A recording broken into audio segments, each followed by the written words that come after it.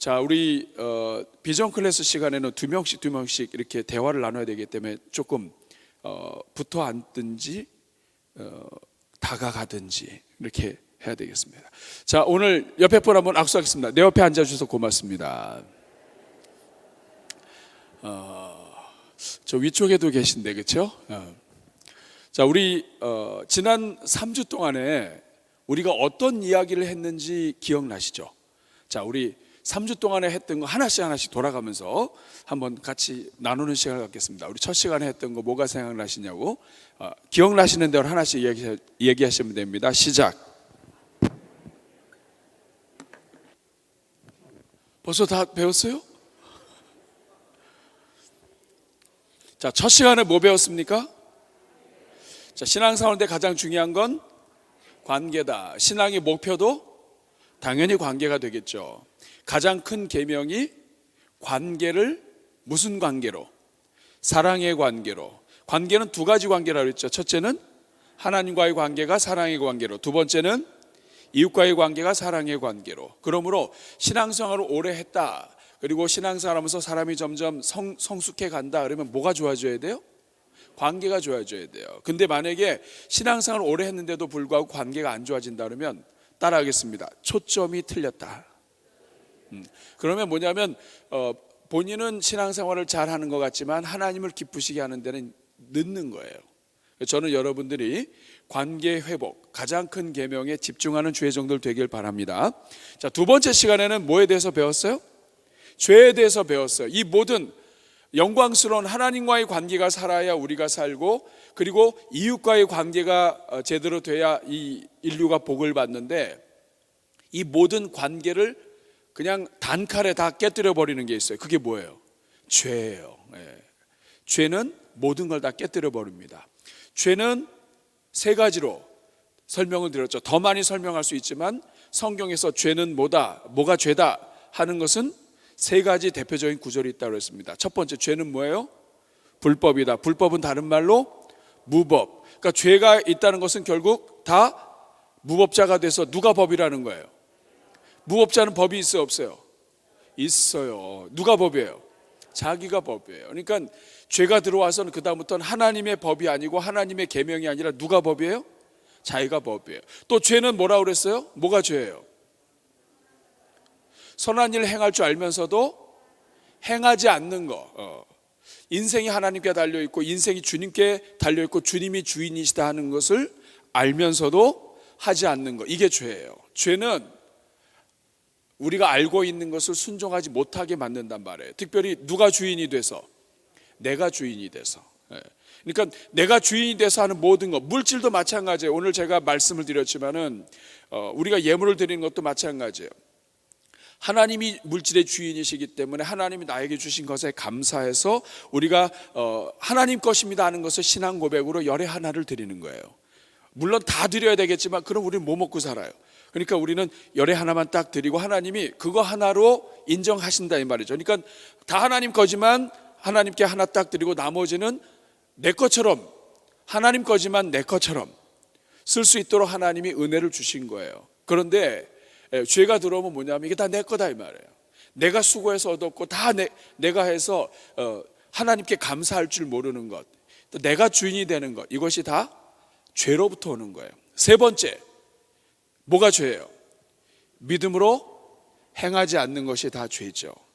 믿음으로 행하는 것, 하나님께서 성령을 통해서, 말씀을 통해서 우리 안에 네가 이렇게 했으면 좋겠다 소원을 주신단 말이에요. 근데 이것을 믿음으로 받지 않고 그냥 그래서 모든 것을 하나님 말씀대로 순종하지 않고 거역하고 나를 따르게 하는 이 모든 것들이 결국 다 죄의 영향인데, 이 모든 죄는 한마디로 이 죄는 무엇을 깨뜨린다? 관계를 깨뜨린다. 그래서 이 죄가 이 세상에 들어오고 나서부터는 모든 관계가 깨지는 거예요. 하나님과의 관계가 깨지고, 하나님과의 관계가 깨지니까 사람과의 관계가 깨지는 거예요. 자, 그리고 지난 세 번째 시간, 지난 시간에 무엇을 배웠습니까?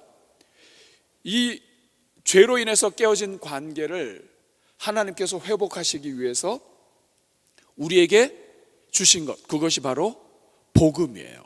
그것이 복음입니다. 그 복음의 핵심은 예수님을 믿고 구원받는 것이고, 예수님을 믿고 구원받고 하나님의 자녀가 되는 것을 통해서 누구와의 관계가 회복되는 거예요? 하나님과의 관계가 회복되고, 하나님과의 관계가 회복되면 그 다음에 모든 것이 다 열리는 거예요. 근데 이것은 하나님이 돈을 받고 주셨어요? 아니면 공짜로 주셨어요? 너희가 그 은혜를 인하여 믿음으로 말미암아 구원을 얻었나니 이것이 너에게서 난 것이 아니요 하나님의 선물이라. 행위에서 난 것이 아니니 이는 누구든지 자랑하지 못하게 합니다. 하나님이 이렇게 엄청난 구원을 주면서 조금 착한 사람한테는 좀 먼저 주고 이러시면 안 돼요? 왜 이렇게 안 하셨을까요? 그것은 대가를 바라지 않고 하신 이유는 우리가 자녀이기 때문에 그래요. 자녀와의 관계. 하나님은 아버지로서 우리와 자녀와의 관계를 누리기 원하시는 거예요. 자, 이것이 지난 시간까지 함께 나눈 거예요.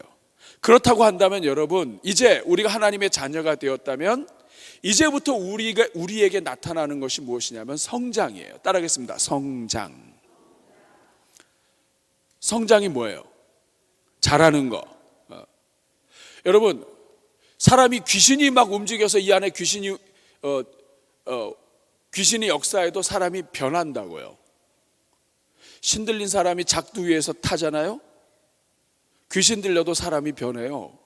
그러면 하나님의 영이 함께하는 사람은 변해야 돼요, 안 변해야 돼요? 옆에 분하고 얼굴 보고 인사하겠습니다. 당신 얼마나 변하셨습니까?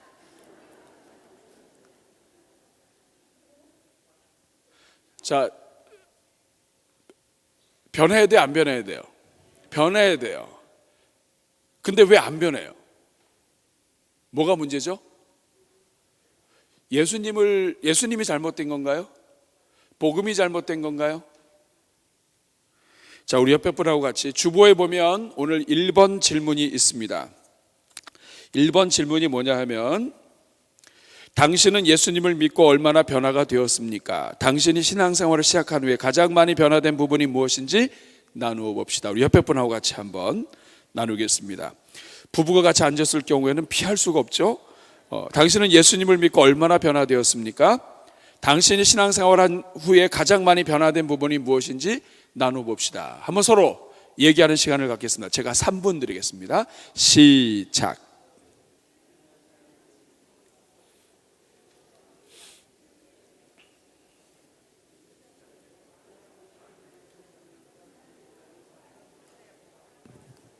혼자 계신 분은 혼자에게 질문하시고 혼자 답을 하세요.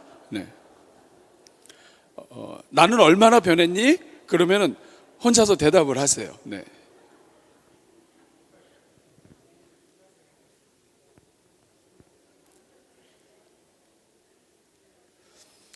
자, 답이 안 나오죠? 네. 사람은 어느 방향으로든지 변하게 되어 있습니다. 좋게 변하든 나쁘게 변하든 뭐 천천히 변하지만 어쨌든 변해가는 거죠. 근데 참 신기한 것은 우리가 예수님을 믿고 더군다나 하나님의 자녀가 되었어요. 그러면 변화가 일어나는 것이 정상이에요? 아니면 죽으라고 안 변하는 게 정상이에요? 근데 여러분 스스로 대답해 보세요. 여러분은 많이 변해가고 있어요? 아니면 죽으라고 안 변하고 있어요? 죽으라고 변하고 있어요? 네. 동창 몸에 가면 가장 많이 듣는 게 두 말이라고 그러죠. 첫째는 뭐냐면, 넌 어쩜 이렇게 하나도 안 변했니? 네. 세월이 흘러도 그 사람의 말투 또 표정 이런 게 잘 안 변한다는 뜻이면서 또 좋은 말도 되죠. 너 어쩜 이렇게 하나도 안 변했니? 이 말에는 뭐예요? 너 늙지 않았다, 얘, 이런 뜻도 되죠. 그런데 어떤 사람은 막 동창회 갔는데, 와, 너 왜 이렇게 많이 달라졌니? 이럴 수도 있죠. 옆에 분 한번 보겠습니다. 지난 오랜 시간을 보면서 여러분이 느낀 점을 한마디로 둘 중에 하나만 하세요. 어쩌면 이렇게 하나도 안 변했니? 아니면 어쩌면 이렇게 많이 변했니? 자, 얼굴 보시고 시작.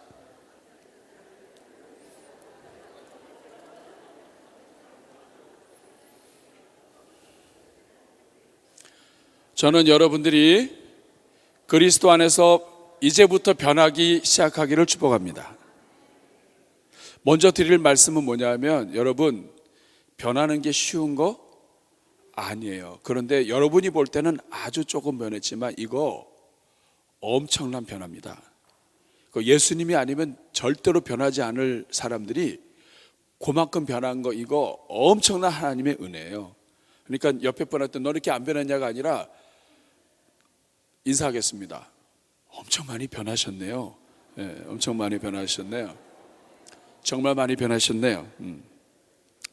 자, 그러면 오늘 우리는 변화되어 가고 성장해 가야 돼요. 예수님을 믿는 그 순간부터 성도는 성장하고 변화되어 가는데 아마 본인이 느낄 거예요. 어떤 사람은 빨리 변화되는 사람들이 있죠. 예수님 믿은 지 얼마 안 됐는데 막 빨리 가는 사람이 있고, 어떤 사람은 참 안 변하는 사람이 있어요. 자, 모든 일에는 이유가 있습니다. 그런데 방법을 알면 더 빨리 변화될 수 있습니다. 오늘 짧은 시간이지만 이 시간을 통하여 저와 여러분이 정말 더 급속하게 변화되어가는 그러한 은혜를 누릴 수 있기를 주님의 이름으로 축복합니다. 자, 그러면 우리가 변화되어 간다고 할 때 도대체 무엇이 변화되어 가는 것인가? 어떤 부분에서 변화되어야 가는가 하는 부분이 여러 가지가 있는데, 오늘 여러분들과 함께 나눌 것은 여러분 나눠드린 프린트물에 1번에 보면 그리스도인의 거룩이라고 하는 말이 있습니다. 따라하겠습니다. 거룩. 이 말은 뭐냐면 우리가 예수님 믿는 그 순간부터 우리가 변화되어 간다고 하죠. 그래서 이거를 신학의 용어로 성화되어 간다고 그래요. 이해가 되셨습니까? 네, 우리가 성화되어 간다. 성화가 무슨 뜻이에요? 성자가 무슨 성자예요? 거룩할 성자예요. 그러니까 누구든지 예수님을 믿는 그 순간부터 어떻게 변해간다? 거룩하게 변화되어 간다. 이것이 교리적으로도 맞고, 그리고 어떻게 보면 이것은 변화의 목표예요. 우리는 예수님 믿는 그 순간부터 성화되어 간다, 변화되어 간다. 근데 어떤 부분에서? 거룩한 부분에서 변화되어 간다. 다시 말하면 예수 믿는 그 순간부터 우리는 거룩해져 간다는 거예요. 그러니까 우리가 거룩해져 가야 할, 우리가 변화되어야 할 그 목적과 대상이 뭐냐면 거룩이라는 거예요. 거룩. 우리는 거룩함에 있어서 변화되는 것입니다. 이것을 성화라고 그래요. 그러니까 누구든지 예수님 믿고 구원받으면 그때부터 성화가 시작이 돼요. 제가 질문하겠습니다. 오늘 여러분들은 지금 이미 뭐가 시작이 됐다고요? 성화가 시작됐어요. 성화가 무슨 뜻이에요? 거룩하게 변화되어 간다는 뜻이에요. 지금 이것이 하나님의 목표이고 하나님의 뜻이고, 그리고 우리가 변화되어야 할 방향이에요. 자, 우리 옆에 번호 다시 한번 악수하겠습니다. 당신은 성화되어 가고 있습니다. 너무 어렵죠? 쉬운 말로 하겠습니다. 당신은 점점 더 거룩해져 가고 있습니다. 자, 그러면 오늘 우리는 성화되어 가고 예수 믿는 그 순간부터 거룩해져 간다는 거예요. 자, 그러면 이제 본격적으로 한번 들어가 보겠습니다. 거룩이 뭐예요? 거룩. 여기저기서 막 얘기해요. 거룩. 성화되어 간다. 그건 제가 얘기했잖아요. 거룩이, 우리가 교회에서 제일 많이 쓰는 단어 중에 하나가 거룩인데, 사실 거룩은 추상적이에요. 그러다 보니까 거룩하면 이렇게 마음에 와 닿지가 않아요. 여러분, 거룩하는 말 들으면 뭐가 생각나요? 에?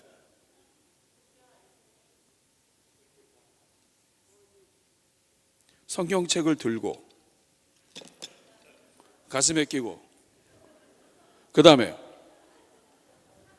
거룩, 거룩, 거룩. 이게 거룩인가요? 이거 거룩 아니에요? 성경에서 말하는 거룩은 세 가지 의미가 있습니다. 첫째는 죄로부터 분리되었다. 하나님은 거룩하시다 그러죠. 왜 거룩하다고 그래요? 하나님은 죄가 있다 없다? 없다. 죄로부터 완전히 분리되었다. 또 성경에서 말하는 거룩은 구별되었다는 뜻입니다. 하나님의 일을 위해서 따로 떼어놓은 거, 하나님을 위해서 떼어놓은 것을 거룩하다고 얘기해요. 그래서 제사장의 옷은 거룩합니다. 왜냐하면 제사라고 하는 일을 감당하기 위해서 특별히 제사장이 입어야 되는 옷이라 하나님의 일을 위해서 떼어놓은 거예요. 그래서 이것은 거룩하다고 이야기해요. 그다음에 또 하나는 뭐냐면 하나님께 바쳐진 거, 이것도 거룩하다고 그래요. 제사장은 거룩하다고 그래요. 왜냐하면 하나님의 일을 위해서 바쳐졌어요. 그래서 나실인이나 이런 사람들은 거룩하다고 그래요. 이거 하나님의 거다 이 말이에요. 그러니까 거룩은 세 가지라고 그랬죠. 하나는 죄로부터 분리된 것, 두 번째는 하나님을 위해서 사용하기 위해서 따로 떼어놓은 것, 세 번째는 하나님의 소유가 된 것, 하나님께 바쳐진 것, 이것이 다 거룩한 거예요. 근데 우리는 이 거룩하면 이 추상적인 명사라서 그렇지, 그래서 잘 이거를 이게 마음에 와 닿지가 않아요.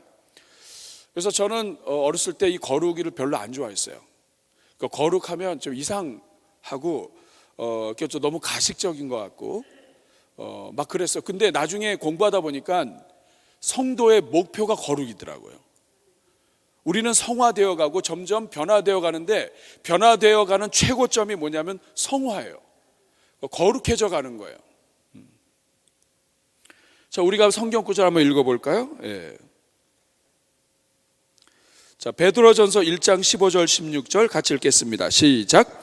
오직 너희를 부르신 거룩한 이처럼 너희도 모든 행실에 거룩한 자가 되라. 자, 어떤 부분에 있어서 거룩하라? 모든 행실에 있어서 거룩한 자가 되라. 16절.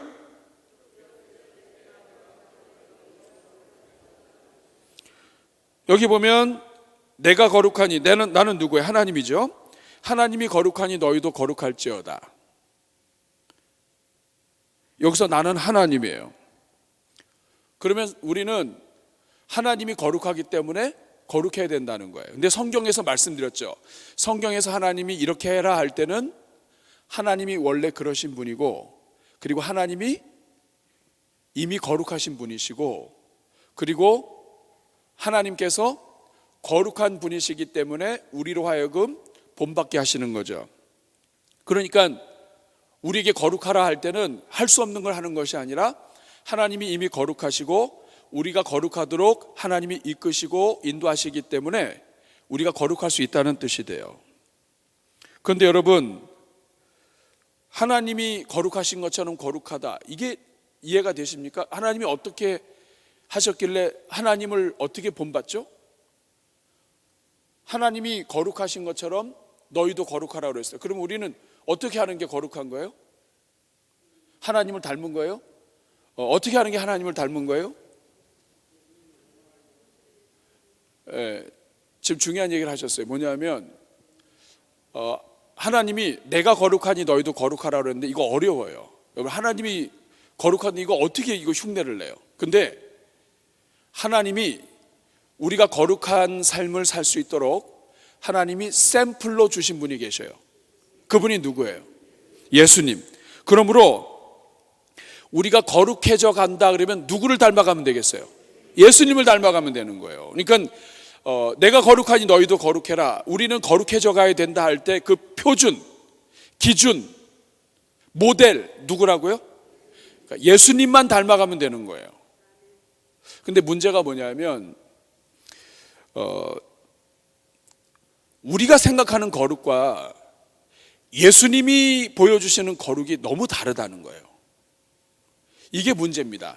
다시 말하면 오늘 우리 2022년도를 살아가는 대전중앙교회에서 살아가는 우리 성도님들이 생각하는 거룩과 예수님이 보여주신 거룩의 차이가 있다는 거예요. 이 말은 뭐냐면 오늘 우리는 누가 표준이라고요? 예수님. 근데 오늘 우리가 예수님 표준이 아니라 우리 나름대로의 거룩을 갖고 있다고요. 이게 오늘 우리를 힘들게 하는 겁니다. 그럼 볼까요? 얼마나 차이가 있는지. 예수님은 굉장히 자유스러우셨어요. 예수님은 파티를 좋아하셨습니다.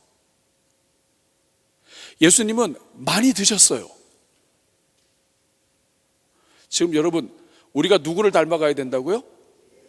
우리가 거룩하도록 주신 표준이 누구시라고요? 근데 그 예수님이 어떻게 사셨다고요? 파티를 좋아하셨어요. 파티가 뭐예요? 파리. 잔치를 열고 먹을 것을 먹고 음식을 좋아하셨어요.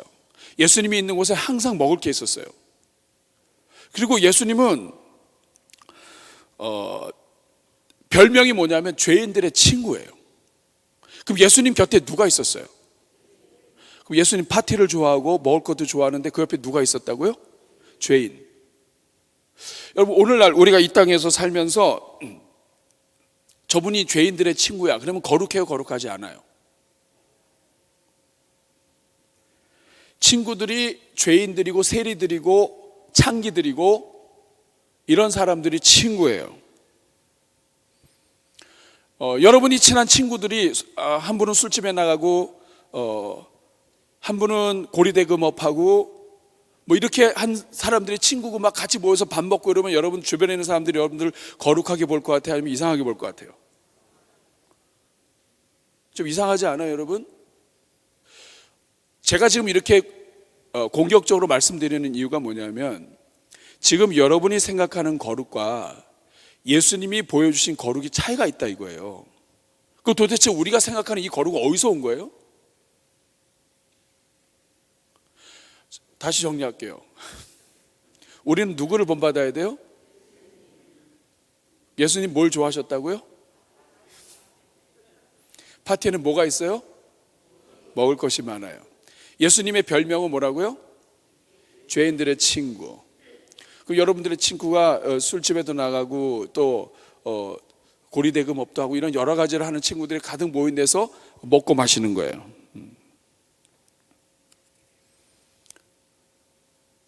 이런 예수님의 삶이 거룩해 보여요?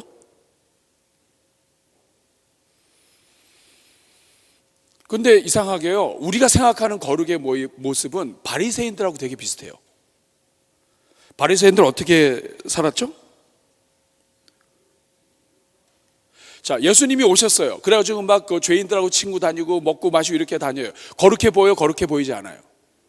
거룩하게 안 보여요. 근데 그분은 거룩하셔요.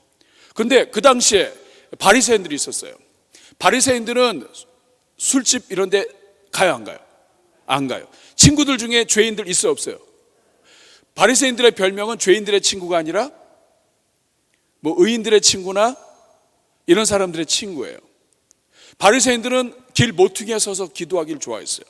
사람들 보는 데서. 한번 저를 보세요. 제가 지금 여러분들이 교회 딱 왔는데 제가 여기 올라가서 이렇게 하고 기도하고 있어요. 저를 어떻게 보실 것 같아요? 와, 우리 목사님 거룩하시다. 근데 누가 그렇게 했다고요? 바리새인들이. 바리새인들은 길 모퉁이에 서서 손 들고 기도하는 것도 잘했어요.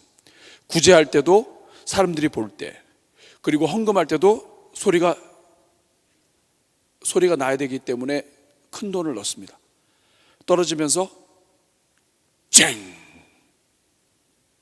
거룩하죠. 걸어갈 때도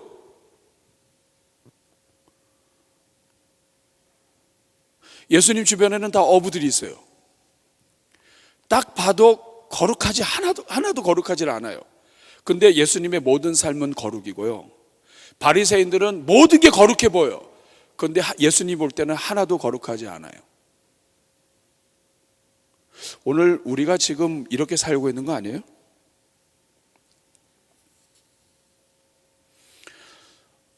바리새인들은요, 자기들이 거룩한지 아닌지 자기들이 느껴요. 와, 오늘 내가 엄청 거룩해 보인다. 예수님은 이게 거룩한지 아닌지 신경도 안 쓰세요. 우리가 무엇을 할 수 있어요? 내가 이게 거룩하다 거룩하지 아니다 이렇게 신경 쓰고 있다는 것 자체가 거룩하지 않다는 거예요. 오히려 거룩한지 아닌지 체면이 이런 거 따지지 않고 하나님이 기뻐하시는 일을 위해서 움직이는 그것이 거룩이라는 거예요. 제가 이 말씀 드리는 건 뭐냐면 여러분이 생각하고 있는 거룩과 예수님이 생각하고 있는 거룩이 다르다는 거예요. 우리가 신앙생활하는 데 있어서 굉장히 부담되고 어려운 이유는 예수님을 통해서 보여주신 이 모델이 우리가 생각하고 있는 것과 다르다 이 말이에요. 그러다 보니까 예수님을 따라가는 것이 아니라 우리의 전통과 우리의 문화를 따라간다고요. 이것이 바리새인들이 걸어가는 길을 우리가 똑같이 걸어갈 수 있다 이 말입니다. 제가 왜 흥분하죠?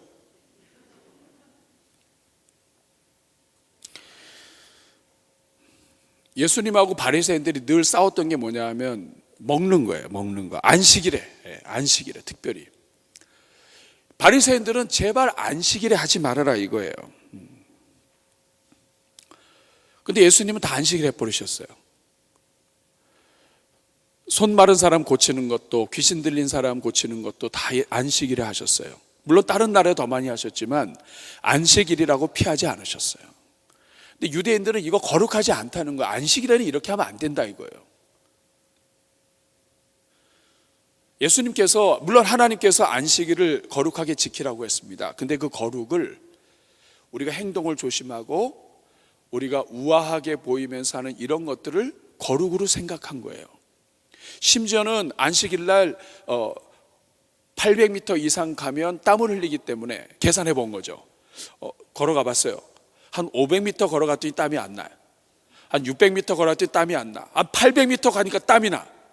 땀이 났다는 얘기는 노동을 했다는 얘기야. 그러니까 안식일 날 800m 이상 걸어가면 이거는 노동이에요. 그러니까 800m 이상 가면 안 돼. 799m는 괜찮아.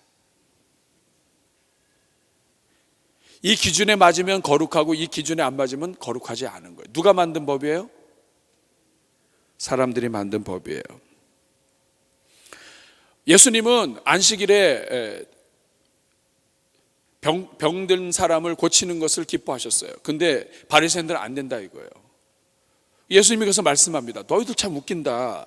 안식일에 짐승이 구덩이에 빠지면 이 짐승 꺼내는 것은 옳다고 하고 사람이 다친 것을 고치는 건 이건 안 된다고 그러고, 여러분 이게 말이 되나요? 안 되죠. 근데 여러분 이게 사람이 이렇게 됩니다. 우리가 볼 땐 상식인데 틀에 갇혀버리면 이걸 깨지를 못해요. 바리새인들이 이걸 못 깼습니다. 그러면 여러분 진짜 거룩과 가짜 거룩은 뭘로 구별할까요? 제가 지금 거룩이 우리가 알고 있는 거룩이 예수님의 거룩과 다를 수 있다는 걸 지금 제가 계속 말씀드렸어요. 그러면 진짜 거룩과 가짜 거룩의 기준이 뭘까요? 물론 예수님이에요. 예수님이 갖고 계신 아주 핵심이 있습니다. 그것이 뭘까요? 그것이 바로 사랑입니다. 성경의 가장 큰 계명이 뭐예요? 사랑하는 거죠. 신앙생활하는 데 있어서 가장 중요한 것은 관계죠. 그 관계는 사랑의 관계가 되어야 돼요. 이 말은 뭐냐면 하나님께서 우리에게 내가 거룩하니 너희도 거룩하라 할 때 이것은 겉으로 보이는 형식적인 어떤 거룩도 있을 수 있겠지만 그게 본질이 아니에요. 진짜 거룩은 뭐냐면 성경의 가장 큰 계명, 하나님을 사랑하고 이웃을 사랑하고 하나님과의 관계가 회복이 되고 이웃과의 관계가 회복되도록 하는 이것이 진짜 거룩이에요. 진짜 거룩은 거룩하면 거룩할수록 하나님과의 관계가 좋아지는 것이고요. 진짜 거룩하면 거룩할수록 이웃과의 관계가 좋아지는 것이에요. 나의 거룩을 위해서 이웃과의 관계가 깨어지는 것은 거룩이 아니에요. 그건 예수님은 그렇게 안 하셨어요. 다른 말로 이야기할까요? 진짜 거룩은 나에게 관심 있는 것이 아니라 상대방에게 관심 있는 것이 진짜 거룩입니다. 따라하겠습니다. 상대방에게 관심이 있는 것이 진짜 거룩이다. 진짜 거룩한 사람은 자기가 거룩한지를 몰라요. 겸손하고 똑같아요. 진짜 겸손한 사람은 자기가 겸손한지 잘 몰라요. 아, 나 참 겸손하네. 와, 내 진짜 겸손해졌다. 이건 벌써 이 말은 뭐냐면 이 사람은 겸손하지 않은 거예요. 교만한 사람이에요. 거룩과 마찬가지로, 거룩도 마찬가지예요. 거룩의 관심은 자기가 아니라 이웃이에요. 진짜 거룩하신 예수님은 이웃을 위하여 자기 목숨을 내놓으셨다고요. 그러므로 진정한 거룩은 어떤 거룩의 기준을 유지하기 위해서 사람을 치는 게 거룩이 아니에요. 이건 잘못된 거룩이에요. 진정한 거룩은 한 영혼을 살리기 위해서 그 영혼을 도움 주고 사랑하기 위해서 우리가 그 영혼을 위하여 움직이는 모든 것은 다 거룩한 거예요. 이해가 되시나요? 진짜 거룩한 사람은 상대방에 관심이 있는 사람이 진짜 거룩한 사람이에요. 왜냐하면 그것이 성경의 가장 큰 계명이기 때문에 그래요. 가장 큰 계명은 하나님을 마음과 뜻과 목숨을 다하여 사랑하는 것이고 이웃을 내 몸과 같이 사랑하는 거예요. 가장 큰 계명, 신앙생활을 하면서 성장하면 성장할수록, 예수님을 닮아가면 닮아갈수록 관심이 나에게서 이웃으로 옮겨가는 것, 이것이 성장이고 이것이 거룩이에요. 다시 말하면 우리가 거룩의 초점을 잘못 맞추고 있기 때문에 예수님을 믿은 지 오래됐지만 성장이 늦는 거예요. 자기가 계속 중심이 되면 될수록 거룩함과 성장은 늦어질 수밖에 없습니다.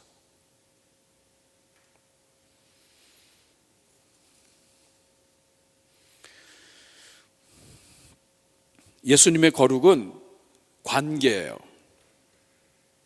하나님과 우리의 관계를 위해서 자기 자신을 화목 제물로 드리시는 것이 예수 그리스도의 거룩이에요.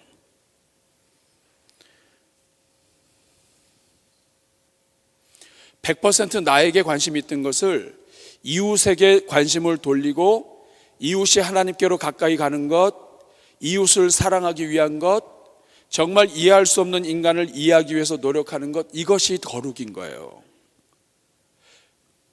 거룩한 자리에 앉아서 거룩하게 무릎 꿇고 거룩하게 기도하는 것이 거룩이 아니라, 이것도 필요하지만 진정한 거룩은 내 주변에 있는 영혼을 위하여 내가 무엇인가를 사랑으로 움직이는 그 자체, 내 안에서 사랑이 되어서 사랑으로 움직이는 모든 것들이 다 거룩한 거라고요.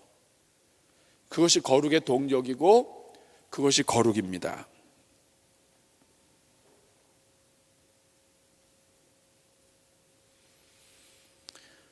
여러분, 거룩하고 있나요? 거룩해지고 있나요? 지금 성경의 가장 큰 계명에 초점을 맞추지 않으면 우리 신앙생활의 모든 것이 다 어그러져요. 내가 예수님을 믿고 신앙생활하면서 성경의 가장 큰 계명에 초점을 맞추지 않으니까 우리는 서로 성화되어 가고 거룩하고 변화되어 가는데, 이 변화되는 게 예수님을 닮아가는 게 아니라 바리새인들을 닮아가요. 그 중심이 바리새인은 자기에게 있다고요. 내가 중심이에요. 내가 볼 때 틀리면 틀린 거라고요. 그게 아니라 진짜 거룩은 무엇이냐? 상대방에게 초점을 맞추는 것이고, 가장 큰 계명인 하나님을 사랑하고 이웃을 사랑하는 것을 위하여 나를 움직이고 나를 희생하고 내가 이를 위하여 움직이는 모든 것들이 다 거룩의 재료예요. 그러니까 사랑하기 위해서 나를 희생하는 모든 것이 다 거룩이라고요. 우리가 근데 생각이 잘못되어 있다 보니까 사랑을 위해서 나를 쓰고 하는 것들은 천박하게 본다고요. 그건 거룩이 아닌 것 같아요. 신앙생활을 좀 잘못하고 있는 것 같아요. 아닙니다, 여러분. 예수님을 정말 닮아가기 원한다면 초점이 나한테 있어서는 안 되는 거예요. 초점이 상대방에게 있어야 되고요, 하나님 아버지께 있어야 돼요. 하나님이 원하시는 것을 하는 것이 거룩이에요. 예수님을 닮아가는 것이 거룩이에요. 내가 생각하는 거룩한 것을 행하는 것이 거룩이 아니라고요. 제가 왜 이렇게 화를 내죠? 거룩해지는 것이 쉬워요, 어려워요? 어렵도다. 그렇지 않습니다. 여러분, 그 다음 성경 구절 볼까요? 빌립보서. 자, 그 위에 거룩해진다는 것은 누구의 성품? 예수의 성품. 자, 거룩해지는 것은 어려운 것인가? 빌립보서 2장 12절 13절 읽어보겠습니다. 시작.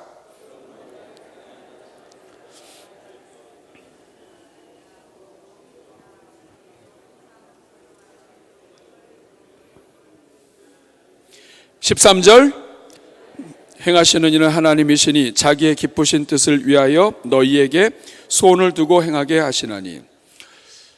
우리가 거룩해진다는 것은 거룩하신 성령님을 따라가는 거죠. 예수님의 영이신 성령님을 따라가면 거룩해지는 겁니다. 그런데 오늘 13절에 보니까 너희 안에서 행하시는 이는 하나님이시다. 이분이 누구예요? 성령님이에요. 너희 안에서 행하시는 이는 하나님이시니, 성령 하나님이 계신데 이분은 어떻게 하세요? 자기의 기쁘신 뜻을 위하여 너희에게 소원을 두신다. 따라하겠습니다. 소원을 주신다. 어떤 소원이에요? 그 앞에 중요한 말이 있습니다. 자기의 기쁘신 뜻을 위하여. 이 말은 뭐냐면 하나님을 기쁘시게 하기 위한 소원을 주시는 거예요. 이렇게 하면 하나님이 기뻐하시겠다 하는 그 소원을 주신다. 첫째는 하나님이 소원을 주세요. 누가? 성령님이 소원을 주세요. 그 다음에 13절 다시 읽겠습니다. 시작. 너희 안에서 행하시는 이는 하나님이시니 자기의 기쁘신 뜻을 위하여 너희에게 소원을 두고 행하게 하지. 자, 첫째는 무엇 하신다고요? 소원을 두십니다. 그 다음에는 행하게 하신다는 말이 무슨 뜻인가요? 다른 말로 바꾸면 소원을 주시고, 두 번째는 그 소원 주신 것을 이룰 수 있도록 하나님이 도와주신다는 뜻이에요. 능력을 주신다. 자, 성령이 그 밑에 1번입니다. 성령님이 우리 안에서 행하시는 두 가지 일. 첫째는 뭐예요? 하나님을 기쁘시게 하고자 하는 소원을 주신다. 두 번째는 그 소원을 이룰 수 있는 능력과 은혜를 주신다. 그러면 결국 우리가 거룩해지지 못하는 이유가 뭘까요? 어떻게 하면 우리가 더 빨리 거룩해질 수 있을까요? 그 2번에 보면 주님 뜻대로 사는 삶이 어렵고 힘들게 느껴지는 이유가 뭐냐? 그것은 성령에 순종하지 않으면 거룩한 생활이 늦어집니다. 그러니까 내가 생각하는 것, 내가 옳다고 판단해서 믿는 것, 내가 느끼는 것, 내가 기준이 되는 것이 많으면 많을수록 이 사람은 영적으로 성장이 늦어지게 되어 있어요. 반대로 성령께서 주시는 소원에 민감하고 하나님을 기쁘시게 하기 위해서 성령이 내 안에 주시는 마음에 민감해서 움직이는 사람은, 이 사람은 변화가 빨리빨리 일어납니다. 결국 다른 말로 바꿔볼까요? 성장이 늦어지고 거룩해지는 것이 늦어지는 것은 한마디로 내가 살아있기 때문입니다.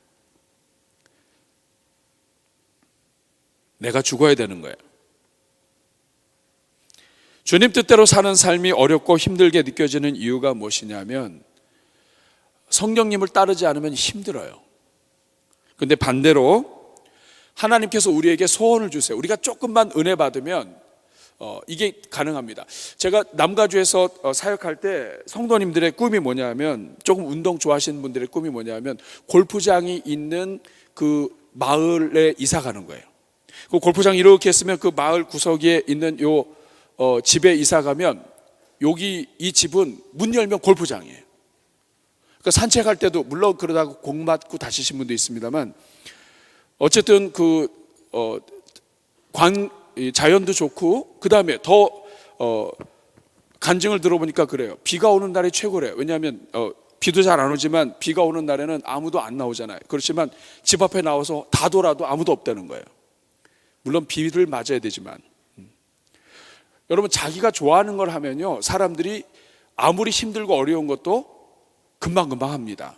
하나님이 우리에게 성령을 통해서 소원을 주신다는 얘기 뭐냐면, 하나님이 우리로 하여금 하나님 기뻐하시는 일을 위해서 소원을 주셨을 때 그 소원을 주셨기 때문에 이 하나님 주신 마음을 붙잡고 달려가다 보면 어려운 일도 쉽게 할 수 있다는 거예요. 그러니까 이게 비결입니다. 그런데 내가 살아있어서 하나님 말씀을 듣지 않으면 이 모든 것이 다 걸리는 거예요. 성령님이 인도하셨을 때 내가 아멘으로 화답하고 일을 하면 하나님이 능력도 주신다고 말씀하셨어요. 행하게 하신다, 능력 주신다는 뜻이에요. 그런데 우리가 그렇게 안 하는 거예요. 내가 갖고 있는 이 머리가 제가 얘기 안 했습니다. 네. 통이 못 따라가는 거예요. 자꾸 계산하는 거예요. 이거 내가 원하는 대로 하고 싶고 이렇게 하면 안 될 것 같고 내 자존심 상하고 이러니까 성장이 늦어지는 거예요. 그러므로 여러분 이제 오늘부터 우리가 생각을 바꿔야 돼요. 자, 거룩은 누구를 닮아가는 거예요? 예수님을 닮아가는 거예요. 예수님은 뭐를 좋아하셨다고요? 파티에는 뭐가 있어요? 먹는 게 많아요. 자, 파티에 나오는 친구들이 어떤 친구들이었다고요?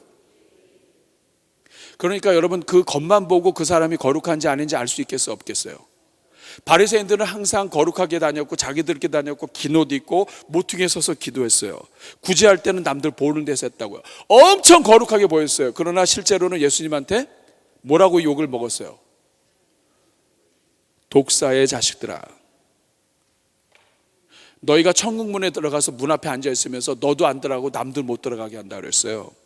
거룩이에요? 거룩이 아니에요? 아니에요. 이거 잘 하셔야 돼요. 따라하겠습니다. 내 눈에 보이는 거룩이 진짜 거룩이 아닐 수 있다.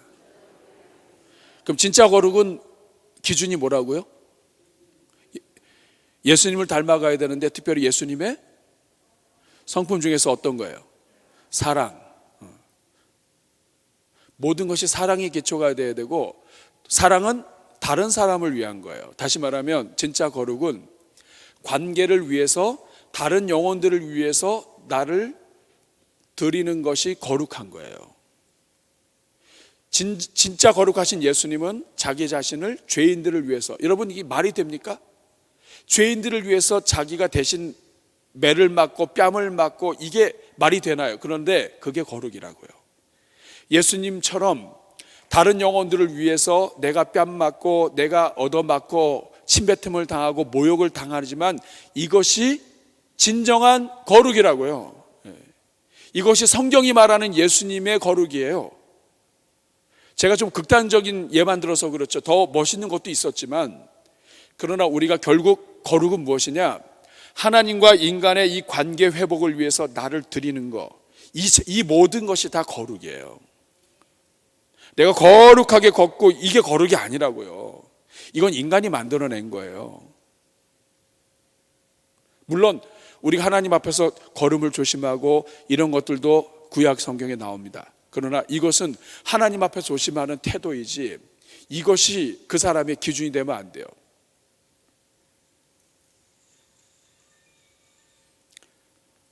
진짜 거룩은 다른 영혼들을 위하는 거예요.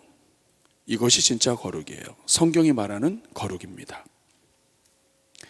이렇게 거룩하기 위해서는 성령님의 순종을 해야 되고 성령을 따라가야 돼요. 자, 거룩한 삶의 비결 갈라디아서 2장 20절 같이 읽겠습니다. 시작.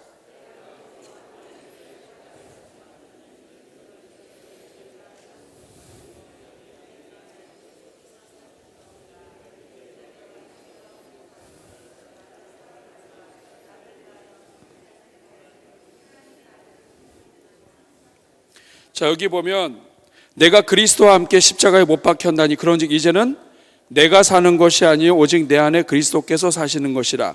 이제 내가 육체 가운데 사는 것은 나를 사랑하사 나를 위하여 자기 자신을 버리신 하나님의 아들을 믿는 믿음 안에서 사는 것이다.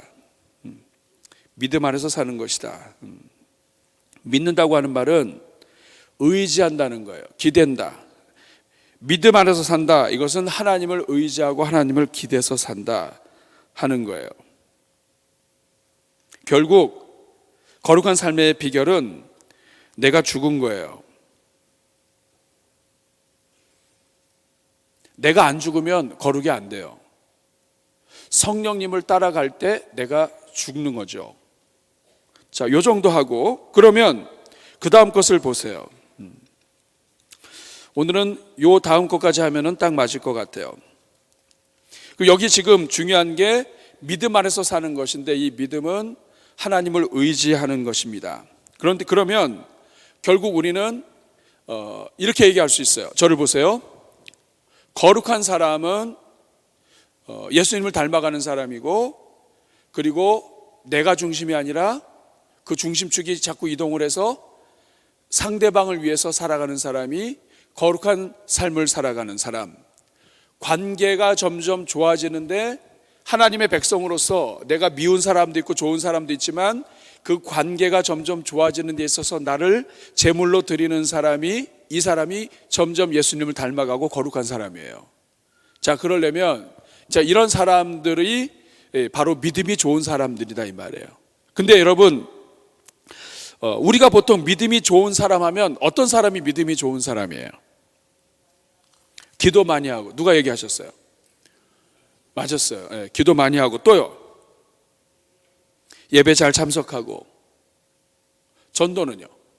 전도 많이 하고, 또요. 자, 우리는 이런 사람들이 믿음이 좋다고 생각해요. 그래서 우리가 사람 세울 때도 그렇고 누가 믿음이 좋다 그러면 그분 진짜 기도도 안 빠져. 그 사람 진짜 전도 많이 해. 그분 얼마나 열심인지 몰라. 이러면 우리는 믿음이 좋다라고 생각을 해요. 예, 맞습니다. 그런데 성경이 말하는 믿음이 좋은 것과 우리가 생각하는 것은 차이가 있어요. 여러분, 나눠드린 프린트물의 2번 믿음의 성장 1번 보세요. 믿음이 좋은 사람이란 어떤 사람인가? 고린도전서 1장 4절에서 7절 밑에 거 보겠습니다. 자, 고린도전서 1장 4절에서 7절 시작. 예수 안에서 너희에게 주신 하나님의 은혜로 말미암아 내가 너희를 위하여 항상 하나님께 감사하노니 이는 너희가 그 안에서 모든 일 곧 모든 언변과 모든 지식의 풍족함으로 그리스도의 증거가 너희 중에 견고하게 되어 너희가 모든 은사의 부족함이 없이 우리 주 예수 그리스도의 나타나심을. 자, 이 고린도 교회 인사말 하면서 너희가 지금 이래서 참 감사하다 이렇게 쓴 거예요. 고린도 교회는 어떤 교회예요? 4절에 보니까 감사하다. 5절에 보니까 뭐가 풍족해요?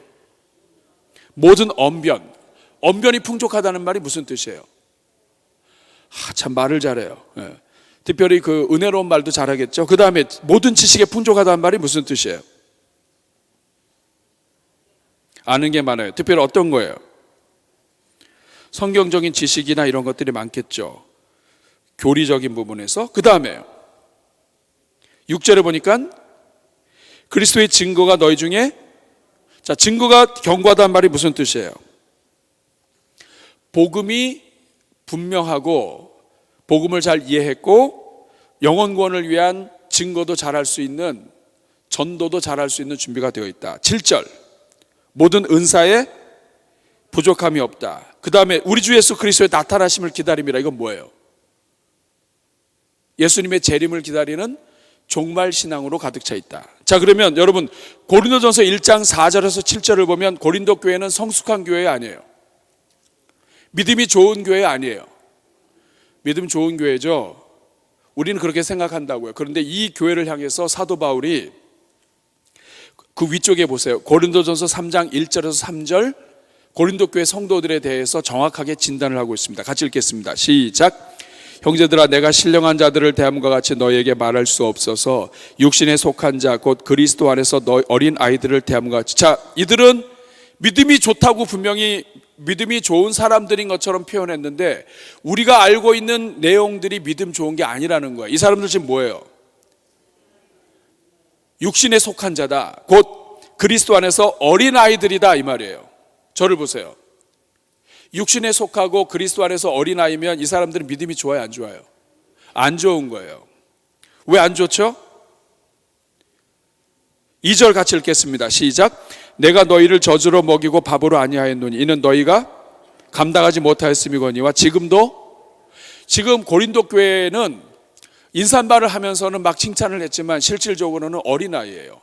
육적인 교회예요. 저주로 먹일 수밖에 없어요. 어린아이다 이 말이에요. 영적으로 믿음이 좋지 않아요. 감당하지 못하였음이거니와 지금도 못하리라. 이 말은 뭐예요? 지금까지도 성장이 안 돼 있다. 3절 같이 읽겠습니다. 시작. 너희는 아직도 육신에 속한 자로다. 너희 가운데 시기와 분쟁이 있으니 어찌 육신에 속하여 사람을 따라 행함이 아니리요. 이 말이 무슨 뜻인가요? 저를 보세요. 사도 바울이 왜 고린도 교회를 향해서 어리다, 믿음이 약하다, 믿음이 좋지 못하다고 하나요? 고린도 교회는 왜 아직도 어린가요? 그 이유가 뭐예요? 시기와 싸움이 있다, 분쟁이 있다. 여러분, 시기와 분쟁이 왜 있죠? 고린도 교회는?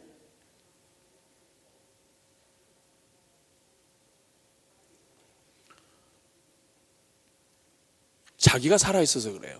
자존심 문제입니다.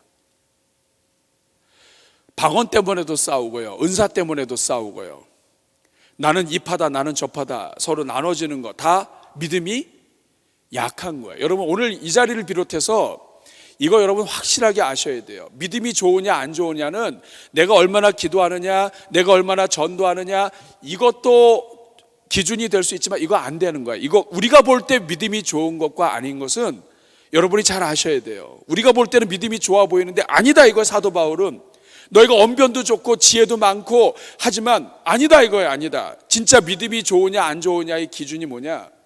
싸우느냐 안 싸우느냐예요. 이것은 전혀 들어보지 못한 교훈이로다. 여러분이 나중에 깨닫게 돼요.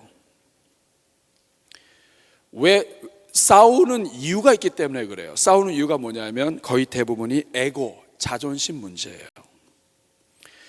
여러분, 부부가 싸울 때뿐만 아니라 교회에서 싸울 때 보면 목숨 걸고 싸우는 일이 거의 없습니다. 제가 지난번에 말씀하면서 피아노 얘기했죠. 이민교회에서 피아노로 많이 싸워요. 누군가가 이거 그랜드 피아노를 기증을 했는데 이걸 강단 위에다 놓느냐 아래다 놓느냐 가지고 싸우는 거예요. 그래서 교회가 두 파로 나눠졌어요. 아래파, 위파. 그래가지고 이것 때문에 한참 싸웠어요. 그래서 결국에는 교회가 쪼개지고 갈라지고 사람 나갔어요. 나중에 이 분쟁을 주도했던 두 분의 장로님이 한인 마켓에서 만났습니다. 그래가지고 서로 얘기하는 거예요. 박 장로, 고 장로라 그럴까요? 고 장로. 그때 당신이 위로하자 그랬어, 내가 위로하자 그랬어. 기억하고 있는 거 못하고 있는 거예요. 못하고 있는 거예요. 자존심 문제예요. 아니 내가 누군데 내가 위에다 하자고 하면 했어야지. 다 이런 게 많다고요. 결국 뭐냐면 성숙은, 성장은 육신의 나이와 관계없습니다. 내가 얼마나 봉사했느냐 중요하긴 하지만 그게 결정적이지 않아요. 이 사람이 얼마나 예수님을 닮아가고 얼마나 성화되고 얼마나 성장하느냐, 이것은 무엇과 비례하냐면 내가 십자가에 얼마나 죽었느냐와 비례해요. 내가 많이 죽으면 죽을수록 나는 분쟁이 일어나지 않아요. 내가 죽었기 때문에 싸우지 않는다고요. 다시 말하면 왜 시기와 분쟁이 있고 다투는 사람들이 믿음이 좋지 못하고 연약한가? 그 이유는 내가 안 죽었기 때문에 싸우는 거예요. 죽으면 못 싸웁니다. 죽어도 죽으라고 싸우죠. 네.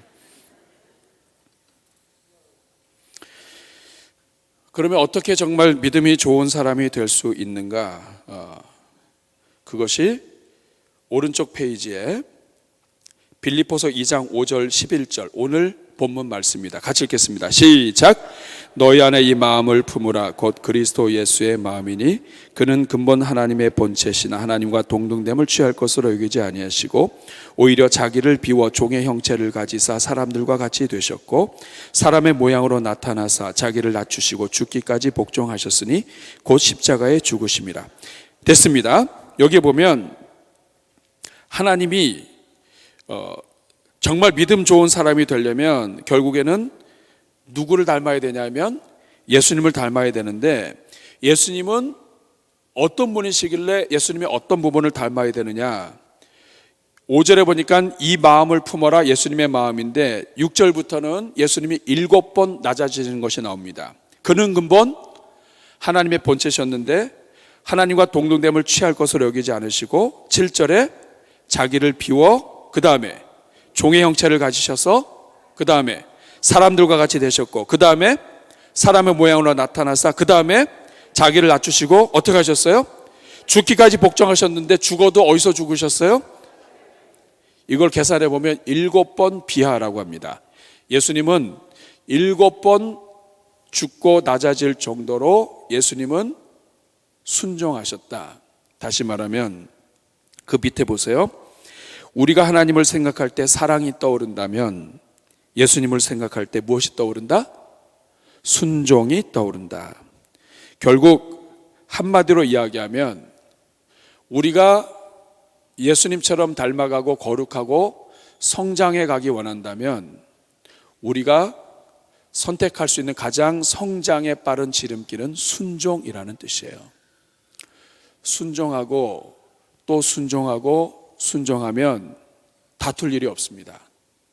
순종하고 순종하면 하나님이 하시고자 하시는 것이 무엇인지 보이게 됩니다.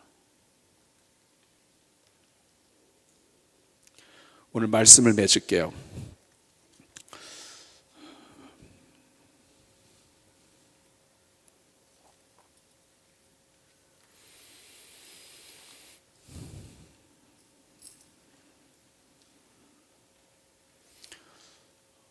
오늘 우리의 목표는 예수님을 닮아가는 것이고 이것을 성화라고 합니다. 이 성화는 말 그대로 누구를 닮아가는 거예요? 예수님을 닮아가는 거예요. 누가 기준이에요? 예수님이 기준이에요. 예수님을 닮아가기 위해서는 내 관심의 축을 나 자신에서 누구에게로 옮겨야 돼요? 이웃에게로 옮겨야 돼요. 남에게로 옮기는 것. 남이 하나님 안에서 복받는 사람으로 세우기 위해서 그 사람을 세우고 존중하는 것이 이것이 거룩이에요. 이렇게 하기 위해서는 성령님을 의지해야 되고 그 다음에 우리 자신이 죽어야 됩니다. 결국 죽지 않기 때문에 이 교회 안에서 많은 문제가 일어나는 거예요. 믿음이 좋은 사람은 누구냐? 믿음이 좋은 사람은 겉으로 보이는 것으로 몰라요. 사람 모릅니다. 신천지가 들어와 가지고 새벽기도 나오면 우리는 직분을 금방 줘요. 근데 나중에 보니까 신천지라. 새벽 예배 아무나 안 나오는데 새벽에 나왔다고 해서 우리는 믿음이 좋다고 생각하는 거예요. 근데 그게 아니다 이 말이에요. 진짜 믿음 좋은 거는 겉으로도 행실에서 드러날 수 있지만 진짜 믿음이 좋은 것은 예수님을 닮아가고 축이 이웃으로 넘어가고 관계 회복을 위해서 움직이고 그리고 자기가 십자가에서 죽어야 돼요. 죽는 만큼 성장하는 것이고요. 죽는 만큼 순종하는 것입니다. 다투고 싸우는 것은 분쟁이 있다. 이건 미성숙한 거예요. 여러분 이것을 기억을 하시고 이제부터는 여러분이 순종하시면 돼요. 우리에게 은혜를 주시는 성령님을 따라서 우리가 움직이면 됩니다. 아시겠죠? 자, 우리 한번 옆에 분 한번 악수하겠습니다. 당신 덕분에 우리 교회가 삽니다.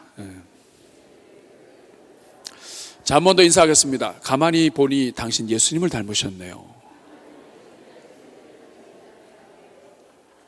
그 다음에 한 번 더 인사하겠습니다. 저도 당신 닮기 원합니다. 자, 우리가 그렇게 살아가는 우리 대전중앙교회가 되기를 주님의 이름으로 축복합니다.